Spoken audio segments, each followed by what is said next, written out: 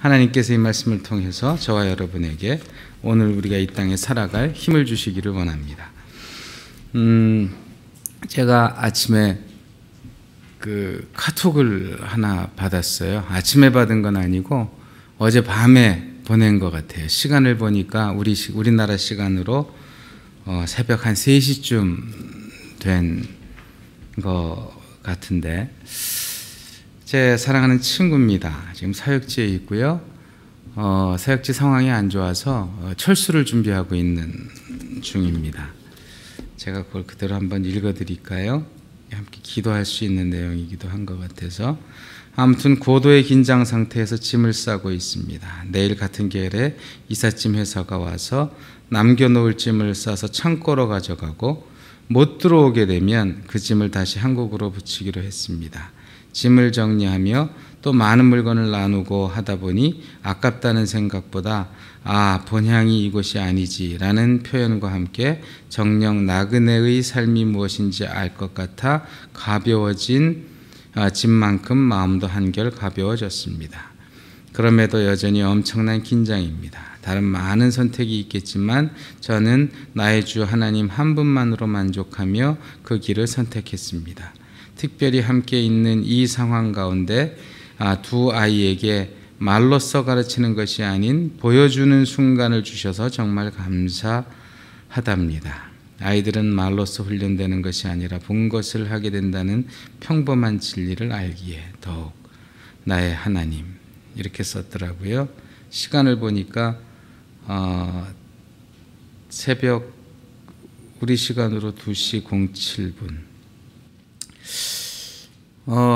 우리가 흩어져 사는 이 세상 속에 다양한 많은 일들이 이루어지고 있습니다. 특히 지금 우리 홍대 식구들이 타이완에 가서 사역하고 있는 거, 우리 식구들이 하는 거니까 우리가 더 친밀하게 느껴서 그들만 사역하는 것처럼 보일지 모르지만, 하나님께서 운행하는 이 세계는 우리가 아는 세계보다 훨씬 크잖아요. 모든 곳에서 하나님께서 지금도 일하고 계십니다. 최근에 제가 사역하던 중국에 우리나라 대통령이 방문하면서 굉장히 더 가까워진 것 같은 그런 느낌을 받아요. 국내 언론들뿐만 아니라 현재 언론들을 쭉 검색해 보니까 우리나라 얘기 굉장히 많이 나왔더라고요. 그중에 여러분 잘 아시는, 많이 들으신 시엔조 펑요 호조 성이, 먼저 사업을 하려면 먼저 친구가 되라, 이 얘기를 대통령이 인용하면서 또 이 말이 굉장히 중요하게 또 굉장히 친숙하게 느껴지게 됐습니다. 사실 단순히 중국과의 관계뿐만 아니라 모든 곳에서 필요한 이야기다, 그런 생각들을 계속했어요. 제가 중국에 사역하면서도 여기 사는 이 친구들하고 어떻게 잘 가까이 지낼 수 있을 것이냐라고 하는 것이 숙제 중에 하나였습니다. 그냥 목사로, 선교사로 그들을 만나는 거 아무래도 제한될 수밖에 없더라고요. 먼저 하나님 내게 주셨던 지혜는 어떻게 하면 저들하고 친구가 될 수 있을 것인가 라고 하는 생각이었습니다. 오늘 제가 하나님 말씀을 전하면서 이런 제목을 정해봤어요. 복음을 전하기 전에 먼저 친구가 되라. 이게 무슨 말씀일까요? 복음이라고 하는 것이 특별하다는 생각들을 우리가 많이 합니다. 예수를 믿기 전과 믿은 후에 우리의 삶의 영역이 많이 달라지는 거 아시죠? 아마 나이가 들어서 예수를 믿으신 분들은 그런 생각 하실 거예요. 예수 믿기 전에 내 친구들은 다 어디 갔느냐. 내가 사는 영역 자체가 달라지잖아요. 아마 여러 가지 이유가 있을 겁니다. 신앙생활을 잘하기 위해서 내 삶을 정리하는 면도 있겠지만, 또 한편으로는 믿지 않는 친구들, 믿지 않는 영역에 있는 것이 되게 불편해집니다. 할 얘기도 없고요. 또 거기 가서 같이 하는 행동들이 내가 지금 해야 되는 것과는 많이 다르다는 느낌들을 갖게 되지요. 제가 목사잖아요. 목사가 되기 전과 목사가 된 이후에 또 달라지는 거 아세요? 특별히 저는 믿지 않는 사람들하고 만날 기회가 거의 없습니다. 제가 만나는 사람들은 다 예수 잘 믿는 사람들이에요. 그러다 보니까 예수 잘 믿고 또 주님 안에서 살아가는 것이 저에게는 그냥 일상입니다. 뭐 제가 예수를 굉장히 잘 믿는다 이런 표현이 아니고요. 그냥 그것이 익숙해져 있기 때문에 예수 안 믿는다는 게 뭘까라는 것 자체를 생각해 볼 기회가 없이 그렇게 살아갑니다. 뭐 나쁠 거 없지요. 주변에 좋은 친구들이 있고 좋은 신앙의 동지들이 있어서 함께 신앙을 나눌 수 있다는 건 우리에게 주신 큰 축복입니다. 그런데요, 잘못하면요, 그것이 우리를 고립시킬 수 있다라고 하는 생각 우리가 잊어버리면 안 됩니다. 제가 지금은 대학교에서 선교학을 가르치고 있는데 선교에 있어서 중요한 것 중에 하나가 문화라고 하는 태제입니다. 왜 문화를 얘기하냐면요, 문화를 많이 우리가 경험해야 된다 이런 의미보다는 세상에 각각 다른 영역, 다른 문화 속에서 살아가는 사람들이 있다는 것 때문에 그렇습니다. 특별히 복음을 우리가 전하려고 할 때요, 우리가 전해야 될 복음은 우리와 완전히 다른 문화의 환경 속에서 살아가는 사람이 그 대상이 된다라고 하는 거지요. 오늘도 홍대 앞에 저 전도 나가실 거잖아요. 노방전도 하고 밥차 사역하고. 우리가 사역을 하면서 계획을 세우고 준비할 때에 가장 중요하게 생각해야 되는 게 뭐죠? 그 복음을 받아들이는 사람들의 입장입니다. 내가 전하려고 합니다. 그러나 더 중요한 것은 받아들이는 사람들이 어떤 태도를 취하고 있느냐라고 하는 거지요. 그전에는요, 문화 그러면 선교적으로 문화를 넘어서는 것, 크로스 컬처를 많이 얘기했습니다. 그런데 지금은요, 함께함, 인터컬처를 얘기합니다. 이게 무슨 얘기입니까? 우리가 잘 아는 복음, 그러나 복음을 우리가 스스로 고립시키면 안 된다라고 하는 거죠. 오늘 제가 하나님의 말씀을 이렇게 여러분들과 함께 나누면서 세 가지 정도의 주제를 나누려고 그래요. 첫째는요, 복음은 친구가 되는 거다.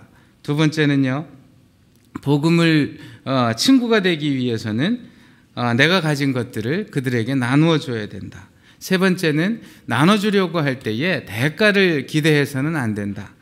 뭐 간단한 얘기고 여러분들이 잘 아는 이야기입니다만 예수님께서 우리에게 이미 예수님 친히 사역하실 때 주셨던 그 사역의 현장에서 이미 우리에게 구체적으로 알려주셨던 거더라고요. 오늘 읽은 본문의 말씀 이거 보면 돈 있는 사람은 돈을 잘 써야 된다 뭐 이렇게만 단순하게 생각할 수 있을런지 모르겠어요. 그런데 예수님께서 우리에게 주신 복음의 핵심이 바로 여기에 있습니다. 첫째, 복음은 친구가 되는 겁니다. 이 본문은 아니고요. 다른 본문에 보면 예수님이 한 지역을 방문하신 기록이 나옵니다. 그 지역은 유대인들이 잘 안 가는 지역이었어요. 바로 사마리아라고 하는 지역이었습니다. 사마리아는 유대인들에게는 버려진 땅과 같았어요.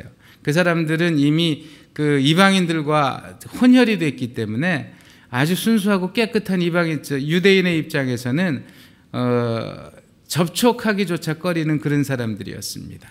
또 그 지역에 한 여인이 있었습니다. 나중에 예수님께서 하신 말씀들을 종합해 보면 그렇게 깨끗하게 살지 않았던 여인인 것 같아요. 남편이 5명이나 있었대요. 근데 지금 사는 남편은 또 그 5명에도 속하지 않는 그런 생활적으로 우리가 생각할 때 어떻게 저렇게 문란하게 살 수 있지 하는 그런 여인이었습니다. 예수님이 지나가시던 우물가에서 그 여인을 만납니다.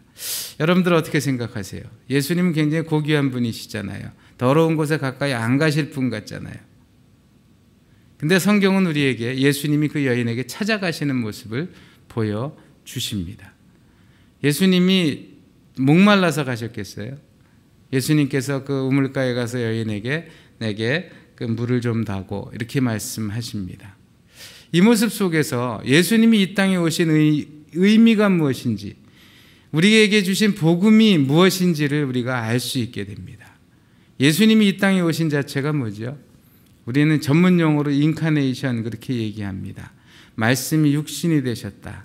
신이 하나님이 인간이 되셨다. 이 자체로 우리에게 주시는 굉장한 큰 의미가 있지 않습니까? 복음이 복음일 수 있는 것은요, 하나님이 우리 곁으로 오셨다라고 하는 데 있습니다. 선교를 하는 현장에서요, 많은 논쟁들 가운데 하나가 선교하는 사람들이 왜 하나가 되지 못하느냐라고 하는 거예요. 물론 우리 믿는 사람들은 한 하나님, 한 성령님 그 안에서 하나가 되어 있지요. 그런데 겉으로 볼 때 여러 분파로 갈려져 있잖아요. 우리는 아니까 우리가 겉으로 모양은 다르지만 하나입니다 라고 주장할 수 있지만 받아들이는 사람들의 입장에서는요, 분명히 복음은 하나라 그러고 한 하나님을 믿는다 그러는데 왜 이렇게 다양한 모습으로 오지? 이런 의문들을 갖습니다. 마찬가지예요.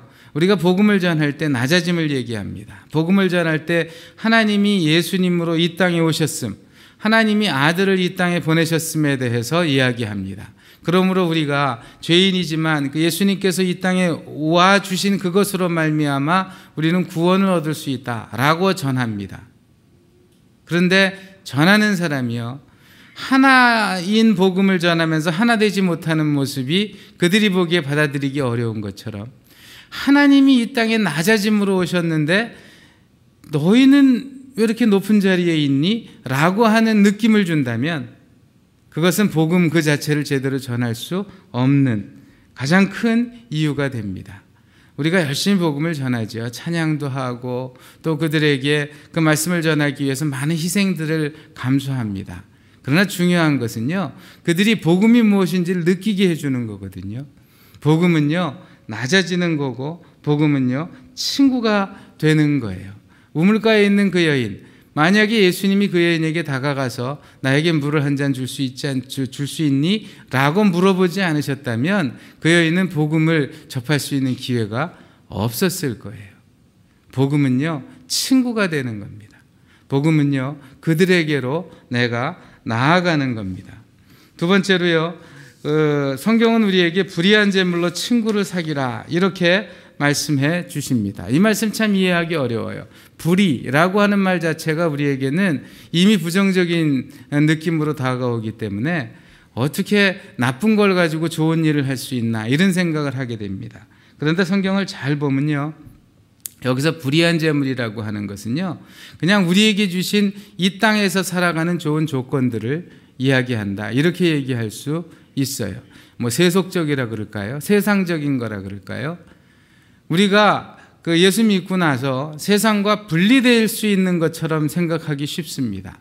물론 그래요. 내가 거룩하니까 너희도 거룩해라. 거룩이라고 하는 것은 구별됨이니까 예수 믿는 우리는 구별된 삶을 살아야 되는 게 마땅하죠. 그런데요, 우리가 여기서 한 가지 착각하는 거는요, 그렇다고 해서 우리가 이 땅을 떠나서 살 수 없다라고 하는 것이고요, 육체를 가지고 있는 우리들에게 필요한 것들을 다 부정하고 살 수 없다라고 하는 거죠. 우리는 고민도 합니다. 또 힘들기도 해요. 먹지 못하면 배고픕니다. 또 갖지 못하는 것에 대한 갈망들이 있지요. 그거 예수 믿고 나서 그런 것들이 다 없어졌어. 다 거짓말이에요. 그럴 수 없어요. 잠을 못 자면 졸리죠. 밥을 안 먹으면 배고프죠. 그게 우리 삶이에요. 우리가 이 땅에서 필요한 것들, 그것을 위해서 기도하고 있잖아요. 그것만이 다가 아니지만 그런 필요들을 위해서 우리가 기도합니다. 내 자녀가 잘 됐으면 좋겠어요. 잘 되는 의미가 각각 다를 수 있겠지만 그것들을 위해서 기도할 때 하나님께서 우리의 마음속에 주시는 그 응답들이 있잖아요. 우리 가정을 위해서 기도할 때 가정이 불행해지게 해주십시오. 이렇게 기도하는 사람 아무도 없어요. 우리에게 필요한 모든 것들을 하나님 채우실 것을 기대하며 기도합니다. 그런데요, 여기 중요한 한 가지, 우리 불의한 제물로 친구를 사라라고 하는 말씀의 핵심에는요, 우리가 이 땅에서 살아가는데 가장 중요한 게 뭐냐라고 하는 거죠. 가치는 각각 다릅니다. 그러나 최고의 가치는 분명히 있습니다. 진리를 알지니 진리가 너희를 자유케 하리라. 진리는 변하지 않는 게 진리입니다.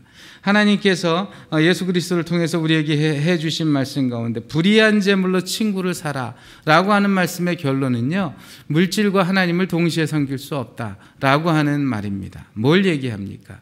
우리에게 주신 거 하나님이 필요하기 때문에 주셨다는 거 너무 분명해요. 그러나 그 필요라고 하는 것은 그 주신 목적이 있어요. 뭘까요? 하나님이 나의 하나님임을 드러내기 위해서 나머지 모든 것들을 우리에게 주셨다라고 하는 거죠. 예수님 이 말씀하실 때 내용 여러분들 아시죠? 한 청지기가 있었어요. 어떤 사람의 재물을 대신 관리해 주는 사람이죠.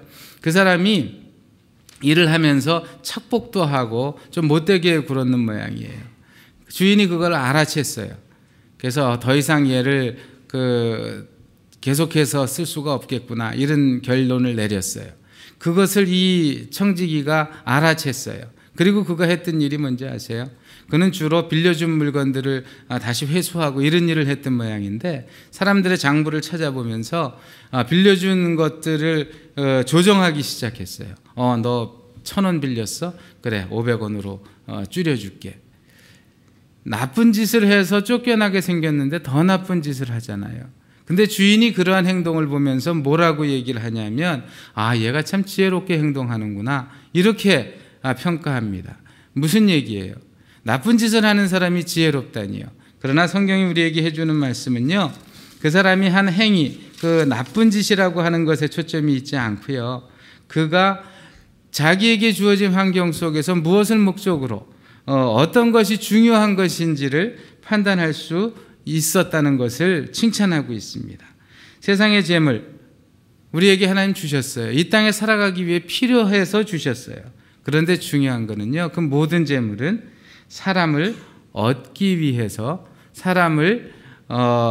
사람들을 나에게로, 사람들을 내가 중요한 가치가 있다라고 생각하는 것과 동감하는 데에 사용하도록 주셨다는 거죠. 우리식으로 얘기하면 하나님이 어떤 분이신지를 내가 아는 그 하나님을 전하는 일을 위해서 하나님이 우리에게 주신 거다라고 하는 사실을 이 하나님의 말씀 속에서 우리에게 알려주십니다.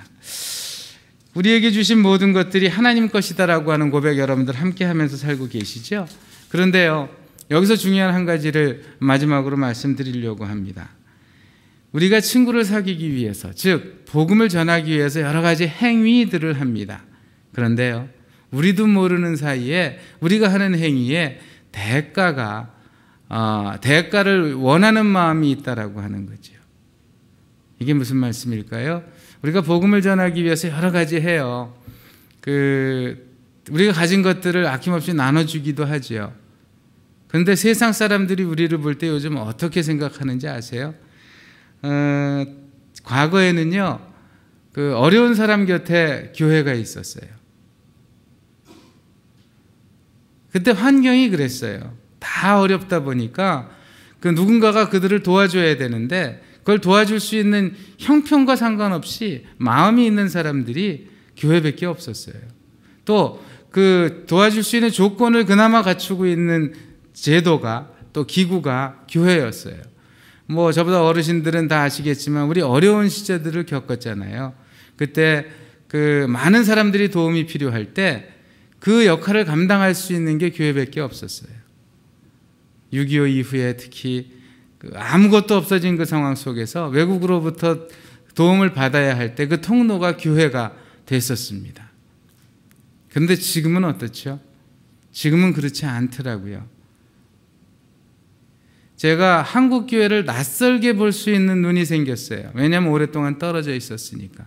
그런데요, 지금 세상 사람들이, 소위 세상 사람들이 교회를 바라보는 눈은요, 교회가 결코 같은 편이 아니더라고요. 과거에는요, 신앙이 있거나 없거나 상관없이 그래도 교회는 좋은 곳이라고 생각했었어요. 근데 지금은요, 교회를 경쟁자로 생각하는 거 혹시 아세요, 여러분들? 더 이상 교회가 의존할 것이나 교회가 더 이상 신뢰할 것이거나 그렇지 않다고 평가하는 사람들이 굉장히 많아요. 우리나라 사회복지가 굉장히 좋아졌어요. 요즘 어디 가도 어느 나라보다도 우리나라는 사회복지라는 면에서는 굉장히 선진국인 것 같아요. 대통령 뽑을 때 가장 큰 이슈, 어떻게 하면 사람들에게 더 많은 것들을 나라가 해줄 수 있는가, 이걸 가지고 판단하는 시대가 됐잖아요.